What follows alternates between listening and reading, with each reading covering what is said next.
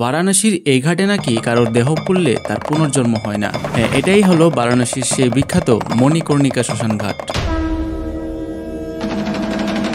যা বারাণসীর সবচেয়ে প্রাচীন এবং পবিত্র ঘাটের মধ্যে একটি। প্রাচীনকালে নাকি দেবী পার্বতী এবং শিব ঠাকুর এখানে স্নান করতে গিয়ে শিব ঠাকুরের মাথার মণি এবং মাতা পার্বতীর কানের দুল বা কুণ্ডল জলে হারিয়ে যায়। সেগুলো খুঁজে না পাওয়ায় শিব ঠাকুর রেগে গিয়ে সেখানে দাঁড়িয়েই অভিশাপ দেয়। পরবর্তীতে বিষ্ণু দেবতা সংসারের মঙ্গলের জন্য কচ্ছপের রূপ ধারণ করে মাতা পার্বতীর কানের দুল এবং শিব ঠাকুরের মাথার মণি খুঁজে এনে দেয়। তখন বিষ্ণু দেবতা স্বয়ং মহাদেবকে বলেন, হে মহাদেব, এই অভিশপ্ত জায়গায় তো আর কেউ আসবে না। তখন মহাদেব প্রসন্ন হয়ে বলেছিলেন, এই শ্মশান ঘাটে যে মৃতদেহ পূর্বে তা মোক্ষ লাভ করবে, অর্থাৎ তারা পুনর্জন্মের চক্র থেকে মুক্তি পাবে। এবং তারপর থেকেই এই ঘাটের নাম মহাদেবের মাথার মণি এবং পার্বতীর কানের দুল অর্থাৎ কর্ণিকা থেকেই এই ঘাটের নাম করা হয় মণিকর্ণিকা ঘাট।